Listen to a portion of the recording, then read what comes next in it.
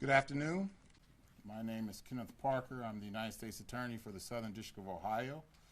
I'm here to announce the arrest of the second suspect who had absconded in the July 6th robbery of the Fifth Third Bank in Hilliard. I'd first like to start with introducing the folks who are present with me at the podium. Brian Martinez, he is the Deputy Criminal Chief here in the United States Attorney's Office in Columbus. Noah Litton, who is an Assistant United States Attorney here in our office, who will be handling the case. Daryl McCormick, the Special Agent in charge for the ATF. Michael Black, the United States Marshal. Also along with him is Dan DeVille, the Chief Deputy for the United States Marshal Service. Gregory Bodker, the Deputy Chief for the Columbus Police Department, and our very own Mayor Andrew Ginther. Thank you for being here. You know, on July 6th, there was a robbery which occurred at the Buyers Imports car lot, in which individuals allegedly took a Porsche SUV.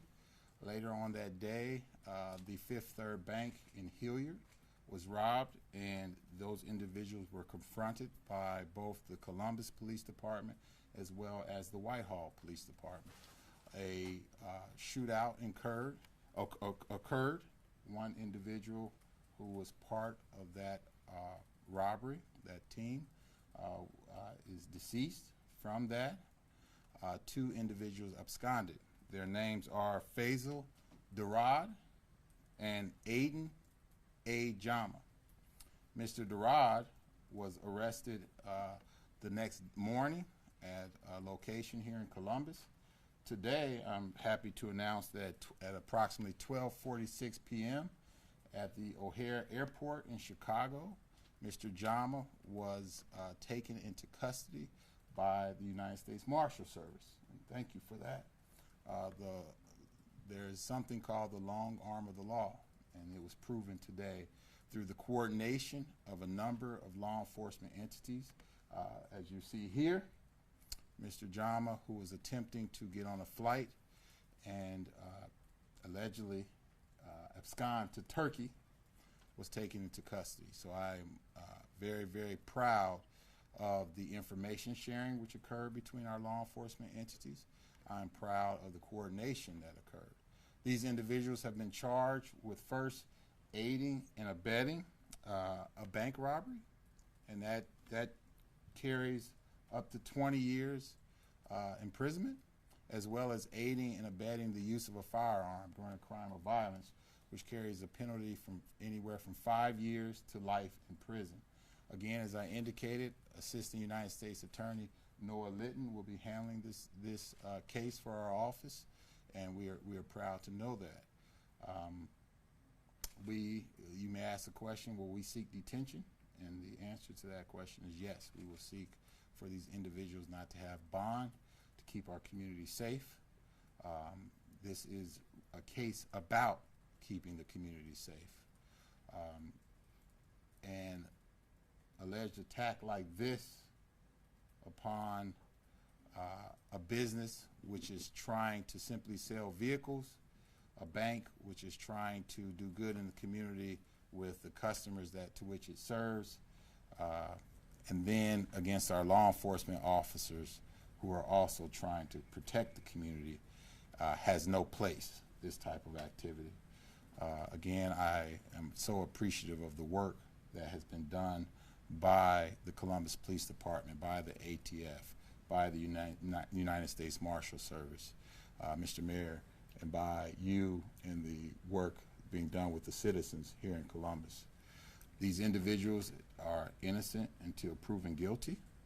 These are only allegations that have been raised by our office, but I am confident under the supervision of Mr. Martinez with the work of Mr. Litton that these individuals will be held accountable for their actions.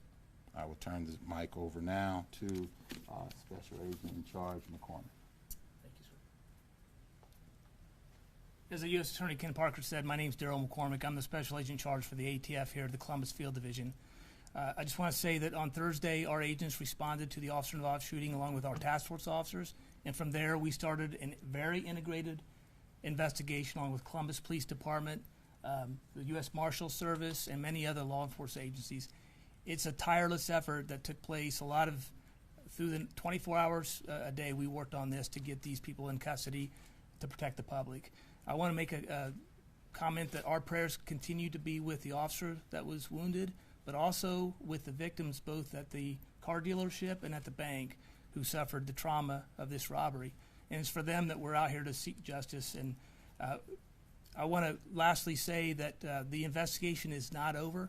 It's a very active investigation, and it will be for several days and weeks or however long it takes for us to make sure that we have all the information we need to make the best case to bring justice for all those victims that we just talked about. So at this time, I'm going to hand it over to the U.S. Marshal, Michael Black. Thank you, sir. Good afternoon, everyone. As our U.S. Attorney Ken Parker said, I am Michael Black, the United States Marshal for the Southern District of Ohio. I'm extremely proud of the deputy marshals in the Southern District of Ohio and our partners, both federal and local partners that have been out working tirelessly since this incident occurred the other day. You hear me talk about our partnerships a lot and the collaboration. You know, this doesn't just start in a critical incident. These partnerships, the Fugitive Apprehension Task Force, you know, we work together on a day-to-day basis, and when something like this happens, we're able to react quickly, share information, share intel, share resources, and this is a result of that partnership and the continued collaboration. So I'm extremely proud. This is a continued partnership, and you will see this, our working together, building relationships, and continually looking to bring violent criminals to justice. So thanks again, everybody. Appreciate your partnerships, and look forward to our future relationship. Thank you. Bob? Thank you. Good afternoon. My name is Greg Bodker. On behalf of Chief Elaine Bryant, the Columbus Division of Police would like to express extreme gratitude and thanks for the collaborative effort of everyone that you see standing here with me. I shared this news with the officers involved in this incident earlier today of the arrest of the second suspect that was involved in the robberies and the shooting of our officer, and they were extremely thankful. I know that from the moment that this happened at approximately 4 o'clock on the 6th, this team, as well as everyone that works with them, worked tirelessly. We met numerous times to talk about where we were at in the progress and what we had built with the case. And I'm so grateful of everyone's work. We look forward to continued relationships, and thank you all for covering this as we move through the case. Thank you, U.S. Attorney Parker and all of our partners. Just grateful for your collaboration, your partnership and support. The community is safer today because of this incredible work and this arrest, the very heroic and courageous act of our officer who's recovering and the quick, swift action of his colleagues to get him the care that he so desperately needed. The folks up here have worked together and helped to remove this threat from our community. But now it's on our shoulders. I need the community to do a couple of things. Continue to pray for the recovery of our officer, his family, and all of our officers who are protecting us in neighborhoods throughout this city. But in order for us to be able to hold these people accountable, for these investigations to proceed with the vigor and the thoroughness and completeness they need, more information and tips are needed. So I need folks to share information with law enforcement. They can do it anonymously through Crime Stoppers, text, share, call, email. Folks, we need you to step up and share information so that we get the charges, the prosecutions, and ultimately the convictions that we need to make sure we send a strong and powerful message. And that is, If you come after our officers, you're going to have to come through the rest of the community. This community is unified behind our officers, and our partners at the federal, state, and local level will continue to make community safety, neighborhood safety, and supporting our officer safety our top priority. Thank you, U.S. Attorney.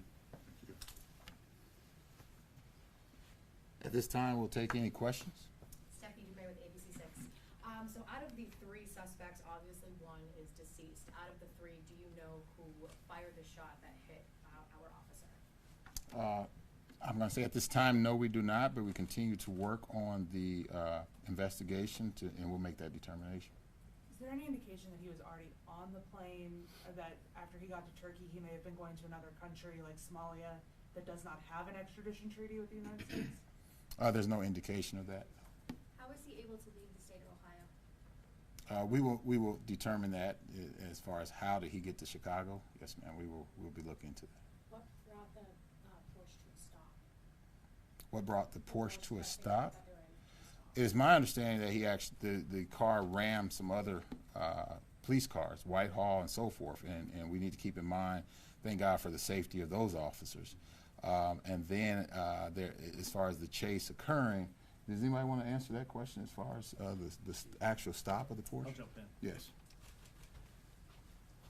Exactly what brought it to a stop, we don't know yet. I can tell you there was damage on the vehicle, and so it appeared that it may have hit either the inside or outside median. Were either of these two suspects part of a larger crime ring, and do they have any prior crimes, especially in the last week or so, that you think may be connected? We're looking into that, and as far as them being part of a larger ring, we're going to look into all of that. As far as looking at phones, looking at associations, and so forth, and we're going to go wherever the evidence takes us in that regard. Making the second arrest, are both of them cooperating with the investigation? Uh, Are they giving you? Are they answering questions, or your questions to them? Or I guess how are they acting now that they've been arrested? If you've had a second to talk with them. No, we have not talked to them, and I can't really get into whether or not they're cooperating and things in that regard. But I can say that we are investigating, and that would be part of the investigation. And cooperation is always on the table. I want to make that clear, even to the bad guys. When you are arrested, you have an opportunity to cooperate. That's part of that's the first step to rehabilitation, regardless if you're going to prison. So they'll have an opportunity. Whether or not they take us up on that, that's their choice. But we'll prove the case regardless of their cooperation. Could they face local charges as well, felonious assault on a peace officer, attempted homicide, charges that aren't available in the federal jurisdiction? We would look into that as well, because when we look at these type of cases, we also look at, which jurisdiction has the biggest hammer, and which charges should be brought in those particular jurisdictions.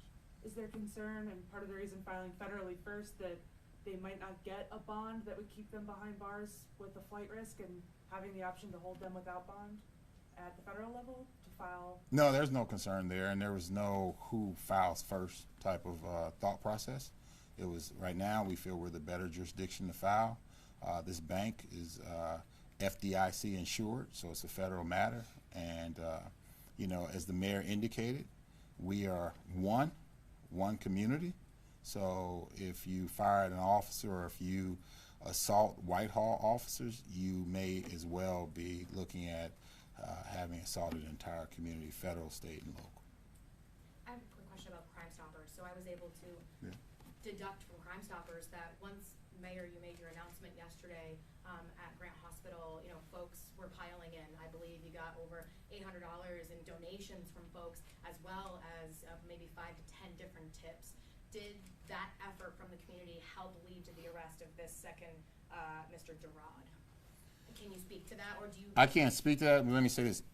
Any and everything that someone in the community does in a positive way to help law enforcement is another step to the good that's done in the community and protecting the community.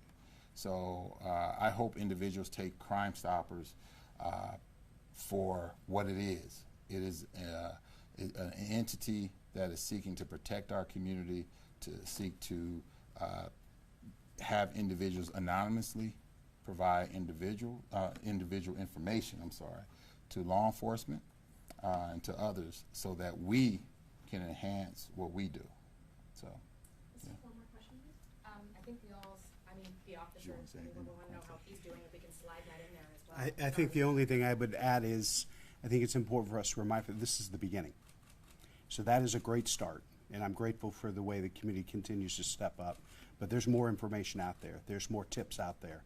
And really encouraging folks to step forward, share information, so we can make sure that our officers and our community and our neighborhoods are safe.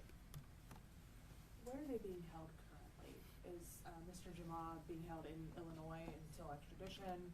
yes, he needs to have an initial appearance there and to make sure that we abide by our criminal procedures as far as the federal. And Mr. Dorado is being held locally? Yes, This point? he should be local. And then just how's the officer? I know yesterday we got the great news that he's doing well and family was there. There were so many people. I mean, we were at Grant yesterday. It was great to see. The officer, is my understanding, is doing well. I would hope the community continues to pour into his recovery. And in fact, myself and Bacher, I understand, and others here may choose to join us to go over and see him even after this press conference. So he's doing well, and I know the officer will want the community to know that he is very thankful for the community's support and prayers.